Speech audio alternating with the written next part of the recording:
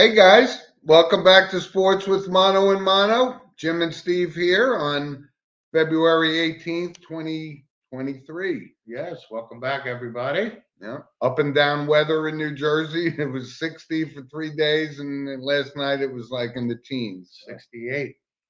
I didn't see 68. Oh, I saw 68. All right. So thanks for joining us, everybody. We got a lot of stuff to talk about, and we always open our show with the monologue. And Steve, you have it this week. But of course, the monologue is sponsored by Coriano Trucking of Summer Hill, New York. Steve, take it away. Well, being the Super Bowl was last Sunday, I was sent an article. Well, it was on ESPN, actually. And it was a very extensive article about Joe Montana. And Joe Montana being, you know, how old he is now and so on and so forth. It's like 70. Well, the point about Joe Montana is he's Joe Montana. He's still Joe Cool. Okay. And I thought about this throughout the week. Very extensive article. So, folks, you can find this on ESPN. Okay. Any Joe Montana fans, Tony, right? So on and so forth. But I forgot, to me, Joe Montana, and everybody knows I'm a Roger Staubach is my idol. Okay. But I'm very objective. But to me, Joe Montana reminded me, or this article reminded me, I think he's the greatest of all time. Okay, we all are anointing Tom Brady as the greatest of all time. He's got 7 Super Bowls. Okay, but the thing about Tom Brady was blessed with great coaching, great defenses, great personnel. And I'm not knocking Tom Brady. I'm not saying Tom Brady is not worthy of that discussion and holding that title. I know you're not. Right? But this article just reminded me, because over time, I'm 58 years old now, and we were privileged enough to watch Montana. I remember Joe Montana at Notre Dame. I remember him beating Texas in 1977. Right? Unbelievable. That type of thing. The Chicken Soup Bowl. Right. But the point about Joe Montana is the more and more I read about it, reminded myself of what he accomplished. His Super Bowls were impeccable. They were absolutely impeccable. Embedded in our memory. Right? So from interceptions and touchdowns and so on and so forth, it just reminded me that Joe Montana. So after 3-4 days of debating inside my head, right? I'm coming back out and saying, to me, Joe Montana is the greatest quarterback of all time. I really truly believe that, and that's what I wanted to open the show with, to remind the audience members. I want to mainly remind myself. To me, Joe Montana is the greatest quarterback. 4 Super Bowls, never lost one. Yep. Was impeccable. Yep. And so on and so forth. And you just brought it up, Steve. It actually started at Notre Dame when we saw that, right? It was a cold, frigid day in Texas, of all places, right? And the guy was dying of hypothermia and stuff, and he literally had chicken soup at halftime. And he came back in and listen, I will not even try to argue with you about Joe Montana. And just to put it into perspective, our father, who always said Johnny Unitas was the greatest quarterback of all time, which right? we respected immensely. 1,000%. To this day, exactly. We would never, he's been gone a while now. And he was an old school guy. So, when Joe Montana came along, even he conceded. He goes, this guy is a winner. And he's something special, and it was amazing. And you and I watched every second of every Super Bowl Joe Montana played together, right? We watched it together. And that's that formulated why we're sports with Mono and Mono today, those memories of amazing. And Joe Montana took a licking and kept on ticking. The Jim Bird hit, obviously. I was there. I was at the game, sitting in my father's season tickets. And that play was on our end of the field. We sat at the 21-yard line behind the giant bench. Yeah, 15, 16-yard line. 21-yard line. Was it? Yes, it was. And I watched Jim Bird live, and it was freezing freaking cold that day. annihilated Montana in that game. The point about Joe Cool was he kept coming up. He Picked came back. itself up off the canvas Right. and came So back. the article's extensive. Okay, it talks about Steve Young coming in, and Steve Young is quoted extensively in this article. And to me, Steve Young is one of the most stand-up, good guys. Tough as hell. He went through a lot of. He got hit hard. He was, right? but Joe Cool, man, he just reminded me of the fact that, listen, to me, Joe Montana is the greatest quarterback. Hey, And I'm not knocking Tom Brady. You have to understand. Great monologue, and I have no reason to dispute you. It was awesome, and the guy did pick himself up and come back Time and time again. Yep. And we can go on for weeks and about the greatest of all time. It's a debate. Right? But I have no, and this is coming from a Roger Staubach fan who I actually idolized, right? I wasn't a Cowboys fan like you were, but I recognized how unbelievable Roger Staubach was to be the quarterback of your team growing up. It's just. And the downside of Roger was the fact that it's not a downside, right? Navy guy, right? So he lost four years. Yeah, didn't come into the league until he was like what, 27? Right, and then it had Tom Landry, had Craig Morton, and another couple of years went by before Roger. So Roger had a great 10-year career, but with Roger Staubach, my all-time favorite quarterback. But Roger Staubach is a top 10 all-time quarterback. Let's make no mistake, top 10, 1,000%. Okay, but here's the Super Bowl record: Joe Montana never lost the Super Bowl. Roger Staubach lost what, 2 Super Bowls, right? Yeah, well, yeah. I mean, he lost not on his shoulders, No. but I'm just saying. to the Steelers twice. Yep. Listen, Tom Brady, he's won 7 Super Bowls, but he's also lost what, 4 Super Bowls, 3 or 4 Super Bowls. But again, Tom Brady had a supporting cast, bar none. Bill Walsh was a pretty good coach for Joe Montana. And again, we could go 5 hours on We this could. topic. I just wanted folks look it up. Okay, it's on ESPN. I'm gonna watch it. Okay, it's a great article. Good. And, it's about Joe. Good monologue, Steve. Good monologue. So let's wrap up this football season, right? We watched the game together. The Chiefs and the Eagles, and I tell you, from a lot of people I spoke to, they were all on board with the Eagles. And you and I, we were steadfast, right? My preseason pick was the Chiefs. I had the Packers also in the Super Bowl for full disclosure, but the Chiefs, I had them going all the way, and they did. And you got 2 words to describe the Super Bowl: Patrick Mahomes, right? That was our analysis. Exactly. And I think, somehow, Rob, we misconstrued our statements that one of us picked the Eagles, which we didn't, by the way. I didn't pick the Eagles. Right. I didn't pick the Eagles. But it was a really good Super Bowl, right? It was exciting. Jalen Hurts didn't really disappoint. He didn't lose the game for them. Well, we had a big fumble in the first half. That turned That out was to big. be instrumental. It was big. Listen, the Eagles, it was kind of a tale of 2 halves, if you will. The Eagles really dominated the first half. Make no mistake about it. They were up 10 at halftime.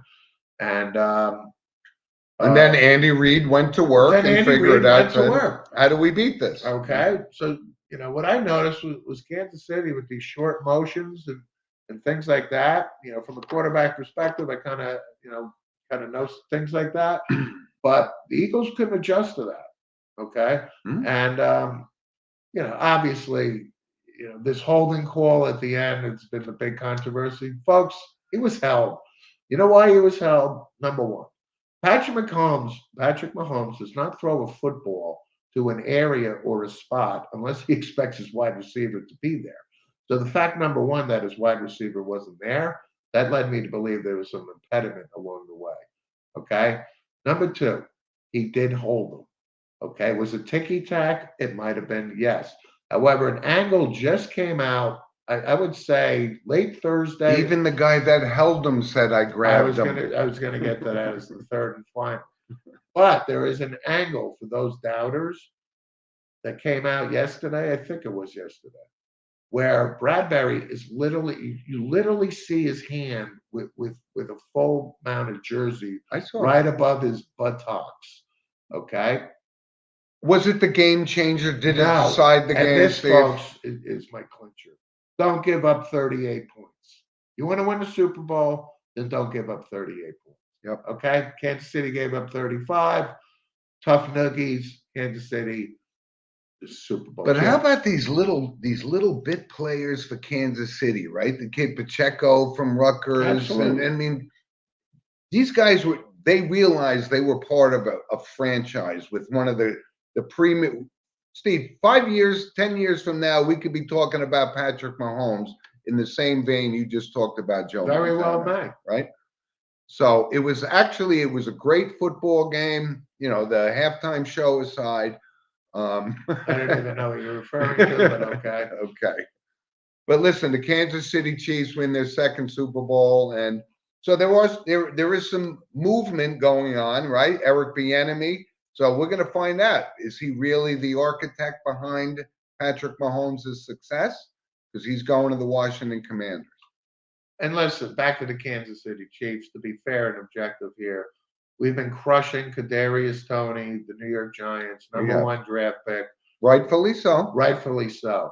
However, Kansas City trades for him. The kid produced in the Super Bowl. He did. He did.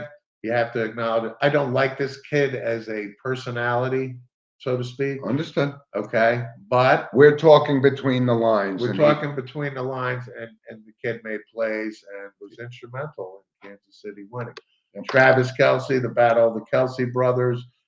Travis Kelce is a first ballot Hall of Fame tight end. 100%. That's no doubt. So Kansas City is not done. They are not done. And again, I'm going to go back to my prediction. I said, whatever. I expect 3 Super Bowls out of Kansas City, probably in the next 1 or 2 years. Whether they can repeat, I wouldn't put anything past Patrick Mahomes. Okay, but Kansas City's not done. No. They're still loaded for bear. No, and his kid Mahomes that was part of our thinking when we're talking about this. If we went into that Super Bowl and said we're buying in that the Eagles are loaded on the offense and defense, and Kansas City's I don't want to say in transition. They were, they only lost 2 games the whole season. But if we bet against Patrick Mahomes, and now everyone's going to say, it's like betting against Tom Brady in the Super Bowl. You just don't do it. Michael Garvey, Bengals, Bills. I know. They're there, of course. But here's a funny thing. They're loaded for bear too. Right, but one of our loyal listeners, diehard, Michael Burns, right, Niagara guy, Mike Garvey's roommate, actually in college. Oh, Mike Garvey's roommate. Ooh, that's a little 6 degrees of Kevin Bacon, right? But anyway, so they're all talking. Oh, the Bills need work. We were talking about them as a Super Bowl favorite, right, to actually make it over Patrick Mahomes in the AFC. And now I'm going, wait a minute, don't panic here. You got Patrick Mahomes in the AFC. The AFC is loaded. And the Bills will be just as good next year. But I did see something they were talking about. They need a running game. I think this guy, Devin Singletary, is pretty good. And they got this kid, James Cook, who fumbled on his first carry coming out of Georgia, winning the national championship. The Bills will be fine. But they're going to have to get through Patrick Mahomes and Andy Reid. And the Cincinnati Bengals. And the Bengals. There's no question. These are the 3 best teams in the AFC. And biggest Joe Burrow fan on the planet. And back to the Eagles. The Eagles are loaded for bear too. Exactly. Don't be surprised the Eagles are back in the Super Bowl next year. Yep. The NFC is not the AFC. It's just not. It's not. And it's wide open. Don't be surprised the Eagles make a run here. Because they got talent. Man. They do. So, Steve, let's talk about a couple other things going on in the NFL, right? Where, is he? I thought he got out. I think he's anyway. And those are the 2 names, right? Derek Carr, Aaron Rodgers, are these still, quote unquote, franchise quarterbacks? Aaron Rodgers would be a rent-a-jet, right, for 2 years. I don't know if, whatever happens when he comes out of his dark closet. And Derek Carr visiting the Jets today, I've never been a Derek Carr fan. I am. And I look at his record and I go, what have you done? You know what he's done? How many playoff games? You know what Derek Carr is inherited? He shows up every week. He plays. I thought that was going to be a PH. I love dot, it, Jack. dot, dot. That's a good one. Hey, Jeremy, thank you for chiming in. Derek Carr, when he's been a member of the Los Angeles Rangers, Oakland Raiders, Las Vegas. 9 years now, by the way. Do you understand that the Raiders defense in his tenure there, 32nd, 31st, 30th, 32nd, 31st, 30th, 32nd, 31st, 30th. Okay. You want to tell me any quarterback is going to be successful when you have a defense that is a sieve like the Raiders defense has been. So Derek Carr's got to what? Drop back 50 times, this, that, and the other thing. And you're the quarterback. That's what a quarterback's So when you play behind, you're going to blame Derek Carr. To me, Derek Carr is a professional quarterback.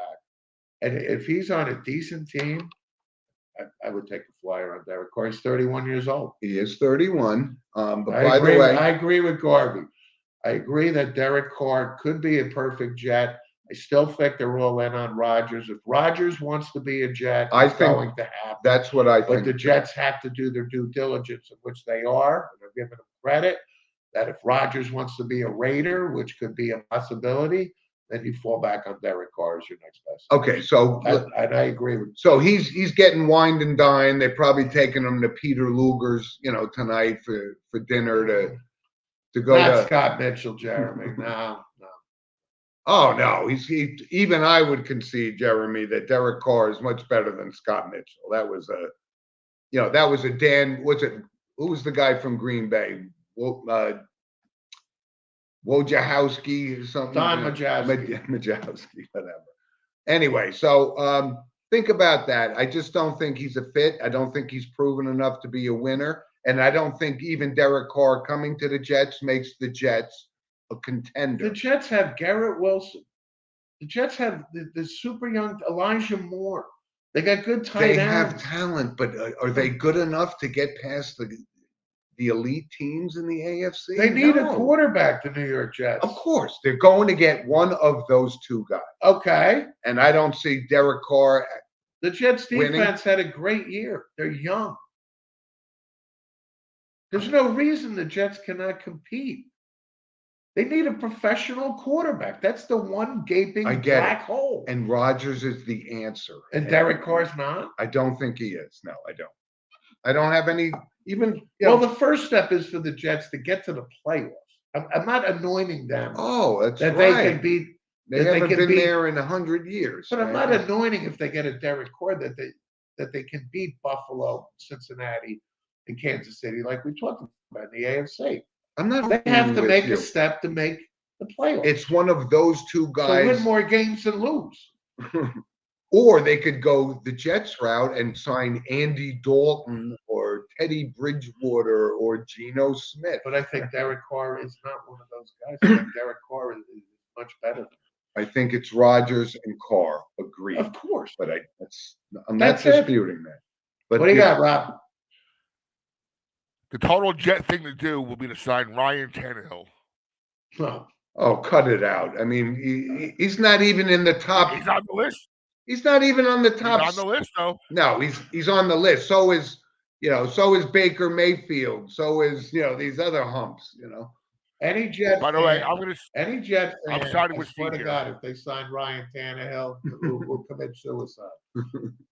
Well, Zach is going to. I'm siding with Steve here. Zach is waiting. I don't know if he's ever going to get a shot. I'm siding with Steve here.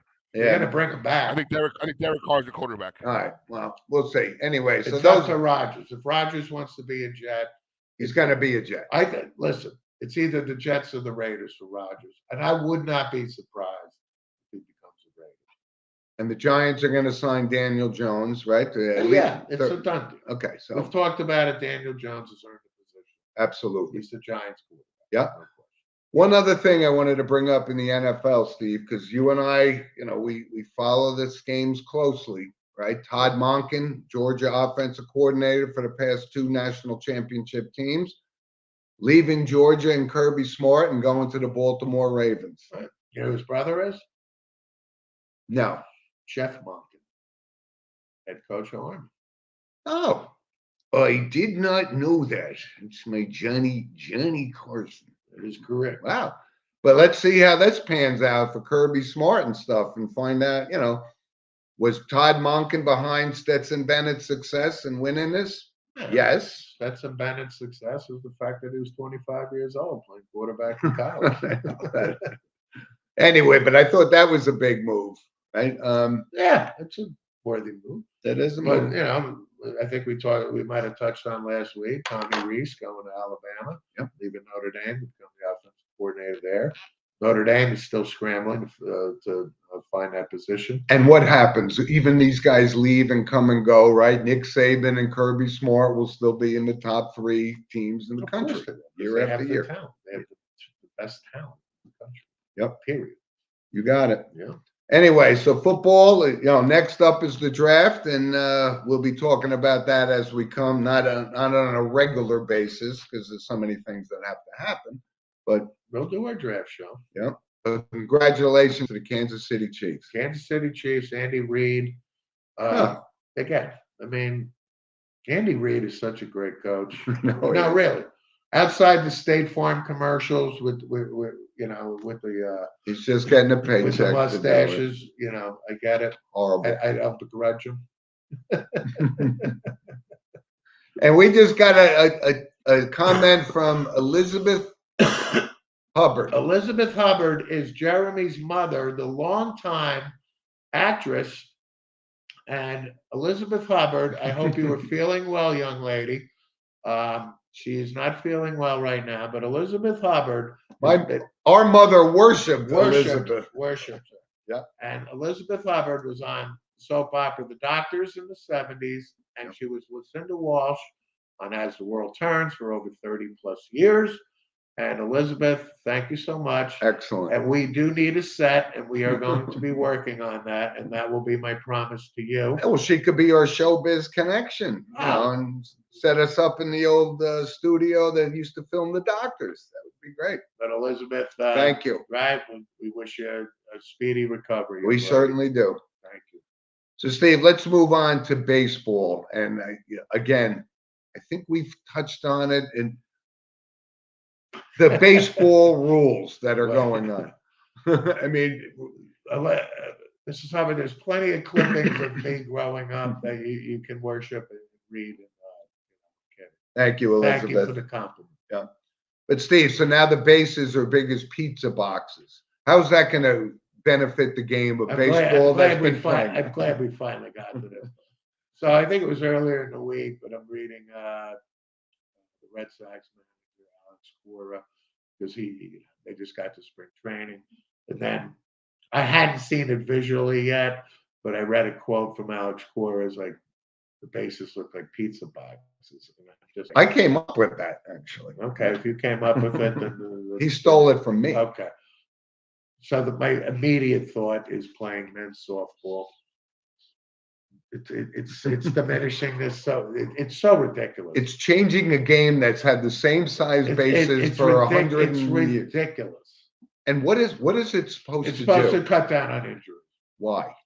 Well, the first baseman might not get his footstep every 9,000 pitches. Okay. Or isn't that part of the game? I don't know. Maybe it's supposed to increase base stealing, this, that, and the other thing.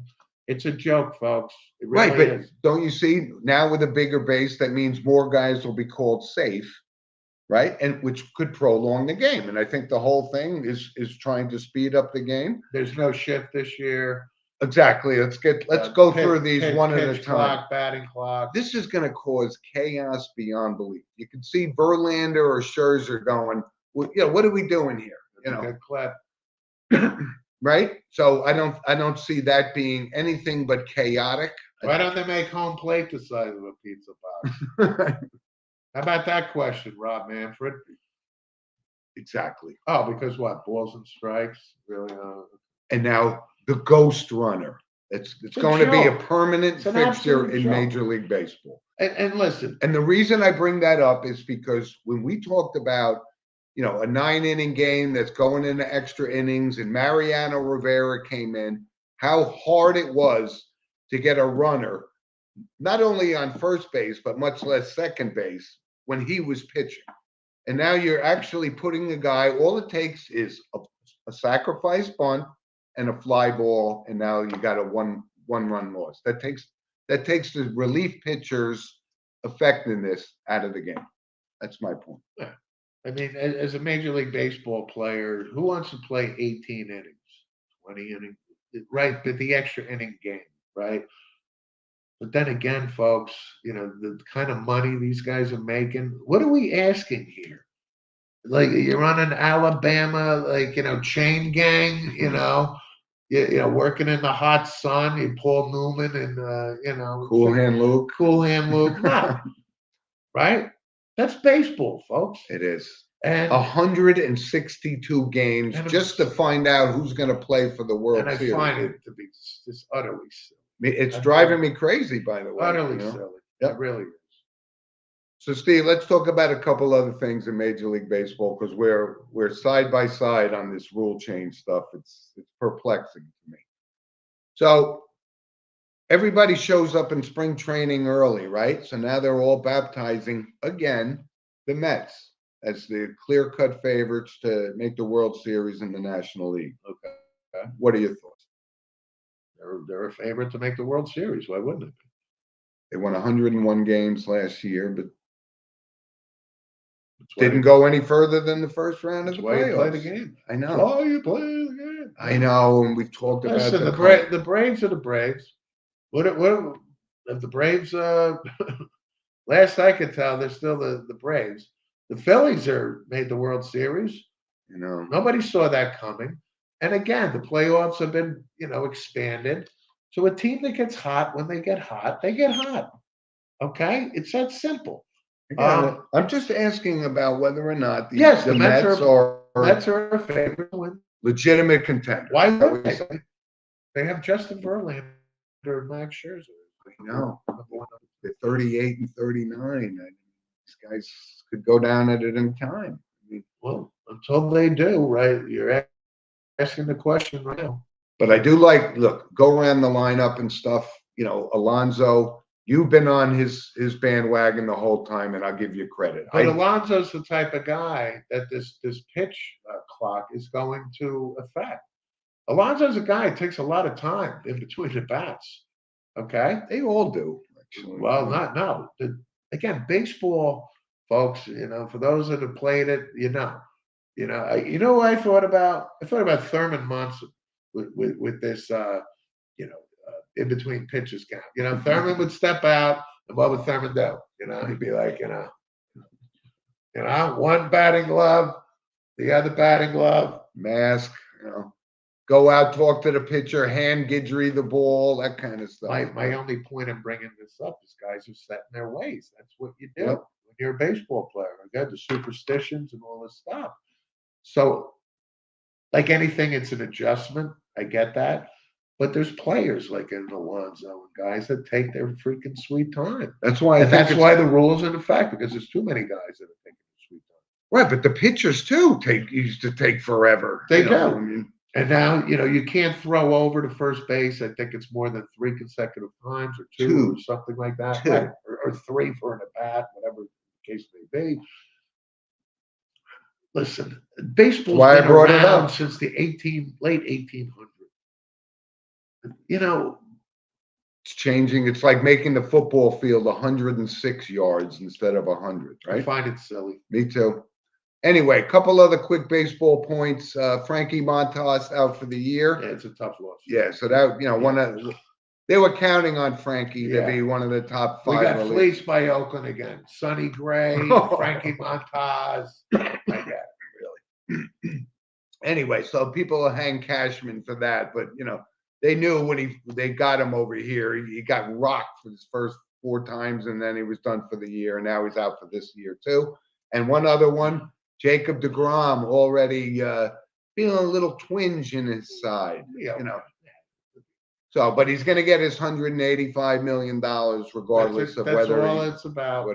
Whether he pitches or not. Let's hope Jacob, gets 100 career victories. That's a lot of money. But listen, when Jacob deGrom was here, You and I watched this guy. This guy was special, man. I couldn't wait to watch him pitch. It was that good. But look, could stay on the field. Exactly. And I don't begrudge Texas for making this splash. They got the money. They want to pay that money. Go ahead. Apparently, they got the money because they're paying everybody. But caveat emptor, folks. Buyer beware, because he is just not going to.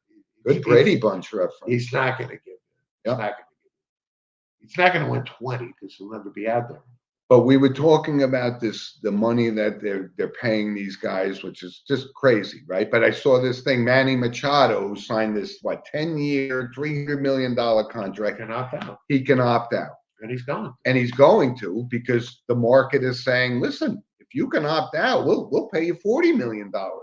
Why wouldn't he? It's just crazy that how this happens in across sports. You can go wherever you want. We talked about Durant, right? Now Phoenix Sun, and with the money that they're making. I'm all right with that. See, the New York Yankees, I need it. Do we? Do we want Manny Machado and pinstripes? I No. do. I thought they made the right call not taking him the last time. Oh, no, they made the right call by trading for Josh Donaldson. I don't say that. No. I mean, Well, I'm stuck with Donaldson again. I'm just not sure Machado is worth that $40 million price tag With the New York Yankees. What? It could happen. It's gonna happen. It could happen. It's gonna happen. I'm not saying it's not.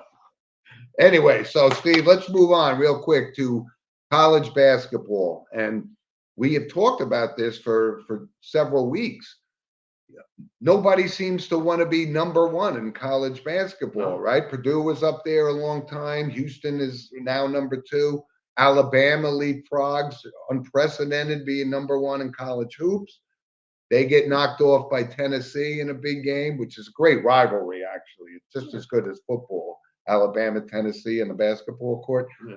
So and interesting fact, it's the most times in a single season that the number one team has lost after they were baptized number one. And it's still early. It's February, It so is. it's going to be a record. But what's coming? What's coming? More Madness, right? Madness. Ooh. So anyway, it's Good luck with your bracket this year, folks. forget it. Really, forget it. I know. But college hoops is starting to heat up, right? Conference tournaments will be coming up soon, and we'll be getting the picks for what we just. When you talk about Joe Montana, I reflect on you and I watching every single national championship game, right? The whole tournament, but basically every national championship game were unbelievable, right? Danny Manning in Kansas in '88, and just Magic. right. Was it Cleves in Michigan State? And it's unbelievable. Isaiah Thomas in '82 against North Carolina. Yeah. Michael Jordan, Georgetown, Villanova, Georgetown. I mean, it's just endless. Right. Endless great. And through all of that, right? And we just brought up, we lost Billy Packer, who called most of those games. Duke, Kentucky, '78. Jim Spanarkel, Jack Givens. But I still think, Steve, Steve, between every game that you and I watched, that season with Indiana undefeated in 1976 was just, I was saving to that. me, Against Michigan the in the pinnacle. final, right? Indiana 32-0. Oh, Michigan was no joke. Johnny Orr was the head coach in Michigan. Ricky Green was the star. Phil Hubbard was on Michigan. yes, yep. And that was a good game. It was a good game of really until about 15. Early second half, Indiana started to pull away. But Indiana had a couple of players named Kent Benson, Quinn Scott Buckner. May, Quinn Buckner, and Tom Abernathy. I mean, they were loaded. And a little note, a lot of people wouldn't know it, but Rutgers made the Final Four that year. That's right. They did. Eddie Jordan. They had quite a season that year. Phil Sellers was on that team. Eddie Jordan. Yep. But I'm started. Everyone goes, what are we going to do now? There's no football on Sundays. I mean, obviously there's the XFL, which So there's no football on Sunday. there's no football on Sundays. So I said, now we ramp up to hockey and college hoops, right? Hockey. Which we're going to talk about. Rangers. But here was an interesting fact, and I saw this thing this morning on this player from Detroit Mercy College who Yeah. just beat Oakland, right? I think Okay. his name is Antoine Davis, something like that. He's about to break Pete Maravich's all-time college basketball point total. Rob, you got to look this up. What's his name? What's his name? Its name is Antoine. I don't believe it. Just telling you. Rob, Please look it up for Detroit Mercy. He plays for. tell me how many points he has. There's no chance he's anywhere near Mount. No, if he plays 5 more games this season, he could break Pete Maravich's record. Wow, I'm getting called to the carpet. on You the are air, getting you know. called to the carpet because when it comes to Pete Maravich, I take I'm very territorial. Obviously, LSU was a different caliber of basketball than, let's say, Detroit Mercy. And but- also, Pete didn't have a 3-point line either. Absolutely noted. I'm just bringing it up. I'm not shooting the messenger, Jim. Okay. Thank you. I get very territorial when it comes to the pistol. Oh, that's what. Listen, rightfully so. Me too. I watched him score 66 points in a game against the Nets when he played it for the Utah Jazz. It was actually the New Orleans Jazz at the time, right? Yeah. So, anyway, Steve, while Rob's looking that up for us, the Rangers in the NHL, right? Second half of the season, and we told you, How about last night? unbelievable. So the Rangers, I went to bed, and I was tired from the week. Losing 4-1 at the Losing end of the first 4-1. period. I'm like, okay, listen, they're out there, playing well with Draisaitl scored 2 goals. McDavid will get 2 goals and an assist or whatever. And then I woke up and checked the score, and the Rangers bounced back 5-4. Lafreniere in the 6th shootout, something like that. Kreider, a couple goals. So, this Tarasenko trade. So, Gallant takes Panarin off Tarasenko, puts him, Sabanajad, Tarasenko, and then Kreider. Yeah. And these guys, for the last 4 games, Crushing it. beyond. What do you got, Rob? All I have is Antoine Davis is his name. And the latest graph they have is from January 21st. And he's about. All right, well, all right, you validated the name. It was 40. Antoine Davis. Okay. Antoine Davis. That's who it was. Yep. All right, well, we'll look it up. I wouldn't have made this statement if it wasn't I don't even. care about his name. I want to know if he's breaking Pete Maravich's number. He's going to finish second to Pete Maravich if he doesn't break the record. Put it that way. According to January 23rd, he was less than 400 points behind. 400 points behind Maravich, which is what? That Over was- 3,000 points. Again, this is January 21st. He was. Yeah, which means now he's 150 He's probably a lot behind closer, Pete yeah. Maravich. Yeah. Okay. Thank you, Rob. I still never heard of him, and Pete Maravich is still Pete. But I saw the highlights of his game last night. They beat the Oakland. He was wearing one of those masks, so this guy was lighting him up. Everything he was throwing up was going in, and these were bombs, by the way. Anyway, so let's get back real quick. I wanted to bring up, you're right. The Rangers played Edmonton last night, and we get to see Connor McDavid, who got his 100th point. And when we talk about hockey and 100 points, remember when we were growing up, 100 points was The standard. the standard. And then Wayne Gretzky got 180, 190, 212, and it was unheard of. But now, today, this guy, Connor McDavid, got his 100th point in 56 games. Kid's a player. No question about it. Connor McDavid's the best player in the NHL. Yes. I'm not disputing that whatsoever. But Edmonton's got talent. So, you're watching them. Ryan Nugent, Hopkins, and McDavid, and Draisaitl, and guys like this. It's great to see. I mean, they got to start. This was a legendary franchise with Messier and but Gretzky. they got talent. They enough of Edmonton. They haven't done anything really. Since this. They've been rebuilding. 25 They've been years. rebuilding for 25. years. No, 25. Okay. So it's time. Yeah, Anyway. Connor McDavid start winning some playoff games. But the point is, the Rangers really look They look great. great. I And mean, we still got money to make another move. I don't know that we need the move. Yeah, we I do. don't know. We need another. We need some toughness. Trouba's our toughest guy, and he's a skilled guy. I need a guy on the third, fourth line. It's going to open up avenues for these guys to score. Yeah, but we had Ryan Reeves, and maybe Gallant didn't think do anything. he would have done anything He didn't for do you. anything. I mean, he wasn't going to score points, but that was the muscle you're talking about. Right. Listen. Anyway, We're fine the way we are right now, but if they got the money, they're going to make a trade too. And 100%, to win the Stanley Cup, it's going to go through Boston. There's no question. That's why I'm saying I need a guy to knock Todd Marchand on his ass. No. And really kick his ass. Okay? It's tough to and catch. make a statement when we do play Boston. Hopefully we do play Boston and go through Boston. Yep. Bring it on. Right. But I need a guy that's going to kick his ass. I'm sick of that punk. I know, but he's good. He's damn good. It's always the old saying, you hate the guy as a player, but you'd love to have him on your team. Yes. Right? Exactly. And I want a guy on my team that will kick his ass if he starts his nonsense. Gotcha. Anyway, so NBA All-Star Game, celebrity game last night. Didn't see it, but I missed it. I don't know what the over and under on it was, but I saw DJ Metcalf had the slam dunk of the night. So, good for DJ. Right? Enough we said about the Kevin Durant thing. Let's see how it all plans out, and let's move on. So we move on, Steve, to our random points of interest, which, of course, is sponsored by LYNCH Toyota of Manchester, Connecticut. Couple of shout-outs real quick first.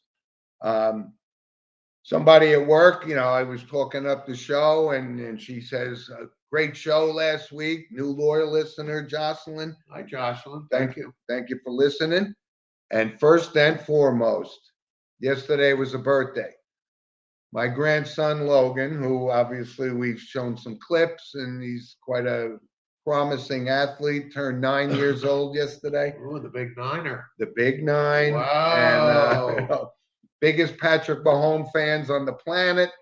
Got a video of him. I should have sent it to Rob this morning with his Patrick Mahomes doing the gritty kind of thing. It was funny.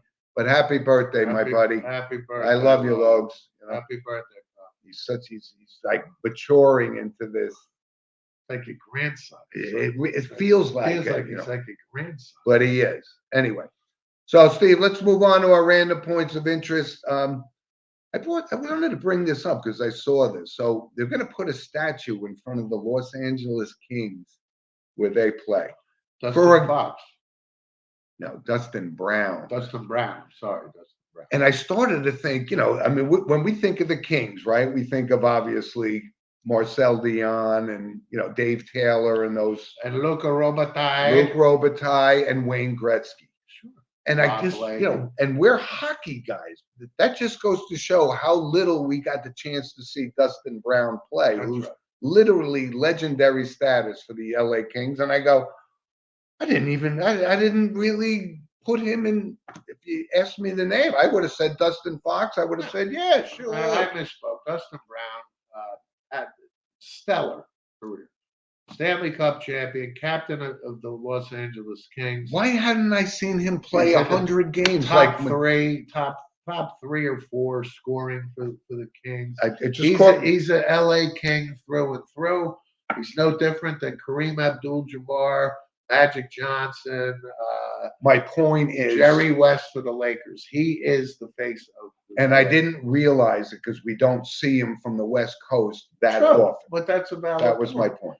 Right. But he was instrumental when the Rangers lost to the Kings. Yep. And I had the privilege of I went to I went to 2 Stanley Cup games of that against the Kings at the Garden. And listen, Dustin Brown, man, this guy was the real deal. No, I'm giving him 2 thumbs up. We're giving him 2 thumbs up. 100%. Congratulations. And his statue is absolutely well deserved outside. Very good. No question. Because I brought up that guy, Jake McPhee, last week about most games pitched for the Tampa Bay Rays. I go, I don't remember seeing him pitch. It was funny because I was in the store maybe 2 days after our podcast. And saw a guy with a Blue Jay cap on. And I said, hey, how you doing? I said, I happen to do a sports podcast. I said, you know who Jake McPhee is? He goes, no. That's my point. Thank you for validating. That's my point. Yep. Couple other things. So, Steve, Kevin Sumlin, right? Well-renowned college football coach going over to Maryland. Past coach at what? A&M, Arizona. Arizona. Yeah. Sumlin's been a head guy. Yeah, he was. And But Maryland, Houston. Maryland, this Loxby is the head coach there. They're coming on. They had a couple of rough years with this scandal, right? They had a kid die. It was a mess. So it doesn't get much more of a scandal than that. Sure. Wanted to bring it up. Right. The previous coach was a real piece of work, but Mike Loxby took over. Yes, probably like 3 or 4 years now. 3. And Sumlin is a offensive guy. Yep. So that makes sense. But Maryland. Listen, Maryland's ahead of the curve of Rutgers, is the way I'll put this. Okay? Maybe. Because when they play each other, Maryland kicks the crap out of Rutgers. So Maryland, with getting a Kevin Sumlin on the staff, is making smaller and smaller increments. Yep. Okay? Above Rutgers. Okay. Good move. Michael Jordan turning Heard 60 years old this week. Yes. You know what? I thought he was going to be 62, 63. I remember him always. He's not a hell of a lot older than me. No. But happy birthday, and he makes $10 million donation to Make-A-Wish, which is always a good thing. He could donate $100 million every week and still live the life he lives. Billionaire. But he was unbelievable when we talked about the NCAA before, and one of the most classic shots of top 10 all time. Right? He's up there. Yep. All time greatest. So guess what? As the weather starts to warm up, golf season is starting to come, right? Less than 2 months away from the Masters at Augusta. Now, Tiger's been in the news. He has been in the news, which was my point. He's on the border of making the cut at Riviera for the Genesis Open, which is a course that he normally plays 1,000 times. But he's won 1,000 times. But you still see that limp. He's not the 100%, Tiger Woods that he once was. But interesting nonetheless. We calling this the Tiger comeback, right? He's got to be 47 now? 47? He kind of looks 47 now. 46 maybe. Yeah, I think he's a little north of that. But the funny thing was, he was playing with Justin Thomas, and he outdraws Justin Thomas. So they're walking down the thing. He hands them something, and nobody was supposed to know. It was supposed to be between them. It was a tampon. So that's you and I playing golf, breaking chops, and they came down on him, and he apologized today. But it was a funny thing between golfers and best friends. Right. No need to apologize. Yep. See, one other thing, and this is close to your heart. Former Dallas Cowboy Greg Hardy last night. He's now into bare knuckle fighting. He is. He got knocked out last night by some guy that they must have picked him out of a bar and Thatcher McGee's or something. Knocks this guy out. And Greg Hardy's a big man. Couldn't be happier. I thought it was fun. God. It's a Cowboy thing. Same team that Roger Staubach played for. Yeah, let's not be ridiculous. And he was an animal then, and now he's an animal that got his ass kicked. Well, congratulations. Me too. I want to beat the guy. Me too. I don't want to get involved with the guy that knocked him out. Dude. Anyway, so those are some random points, and if you have messages or comments on our show, send us an email with some random points at sportswithmonoandmono@gmail.com. Steve, we always close with this segment, which is, we call it a tribute, not a downtrodden thing, but notable passings. Yeah, very notable this week. And listen, first and foremost, we have to start with the biggest one of all was Raquel Welch, 82 years old.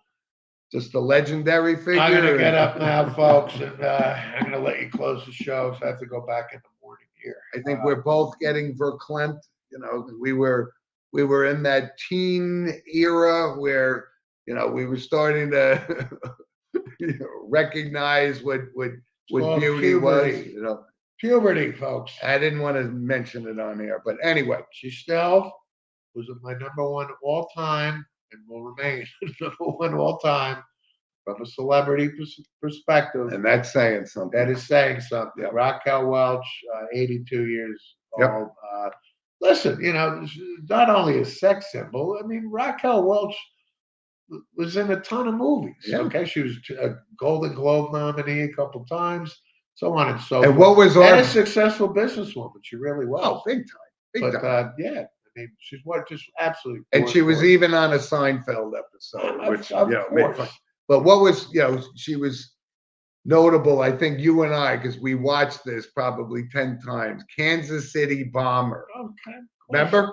Absolutely. One of the most beautiful women in the world playing in the most violent sport or whatever. Roller it was wrestling or nothing. It was Kansas Roller City derby. Bomber. Had to be what, 1975? Still the greatest movie I've ever seen. Most ridiculous movie, but it's one of those like a train wreck. You have to watch. So it. back in the day, he had the TV guide, right? And it would come and he would have that week's, right? So it would come on what? Like it's Friday or Saturday or something.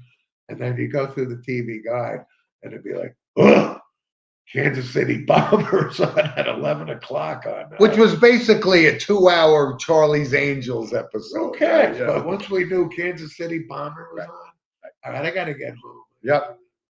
But we wanted to mention Raquel Welch because she was No question. class act. R.I.P. Raquel. And if you could watch some old Johnny Carson reruns, 10 o'clock at night, she's on all the time. It's great. It's the banter between those two. You could just see Johnny going, look what I'm sitting next to. Right? So R.I.P. Raquel. Yep. And another one today from the world of Hollywood, Steve. Stella Stevens passed away. Mother of Andrew Stevens. Yes, she was.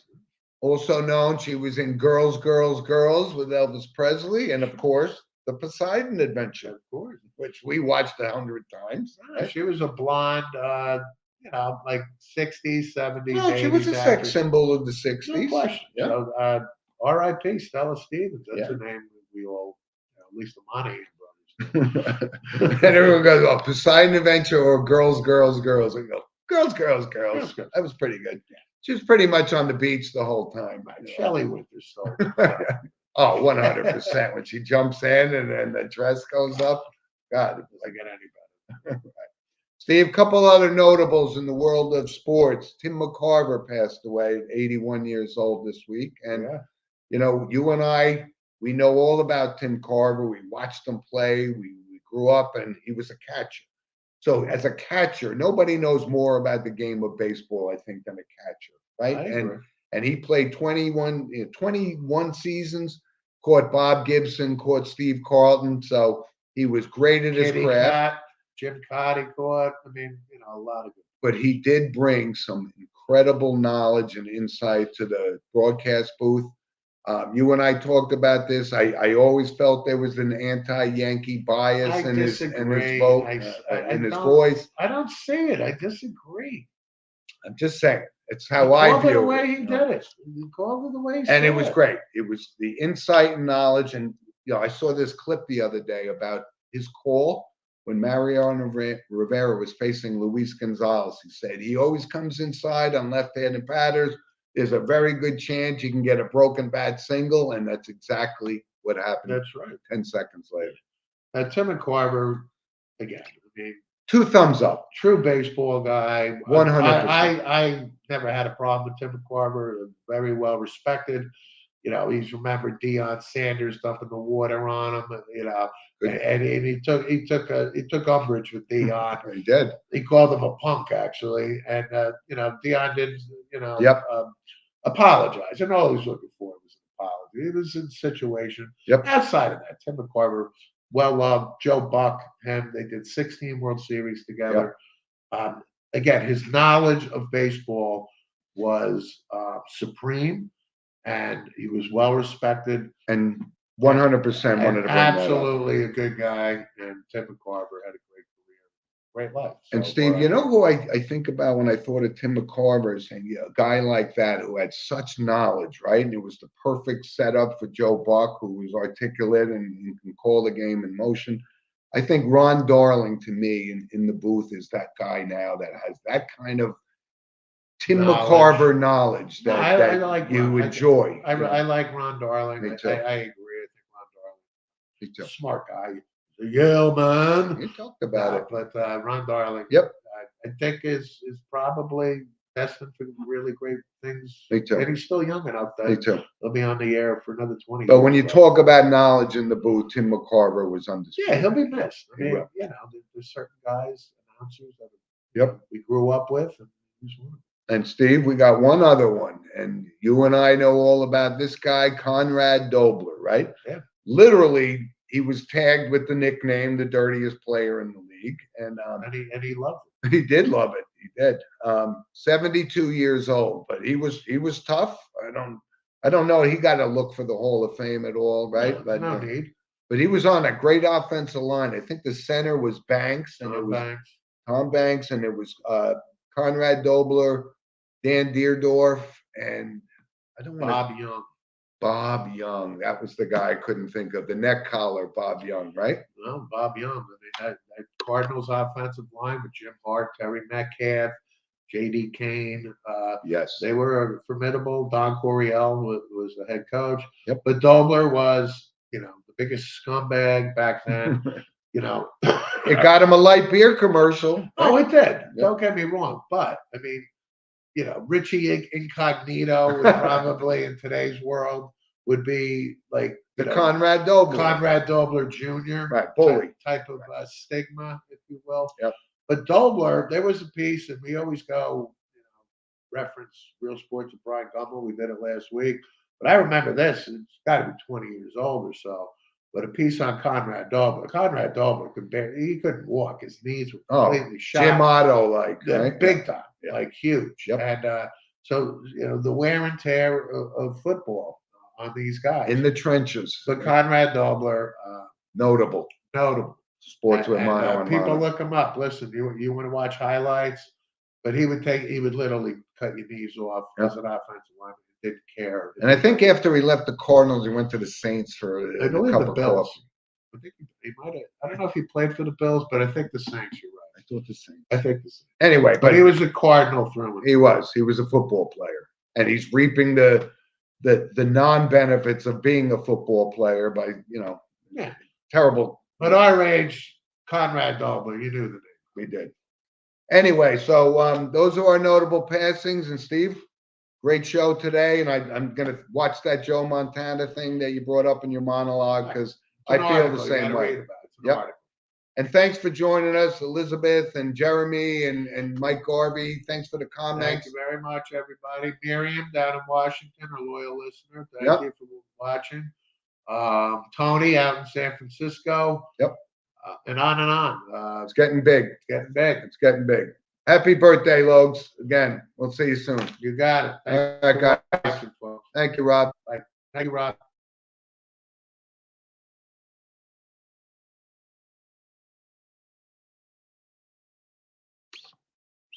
I'm sleeping.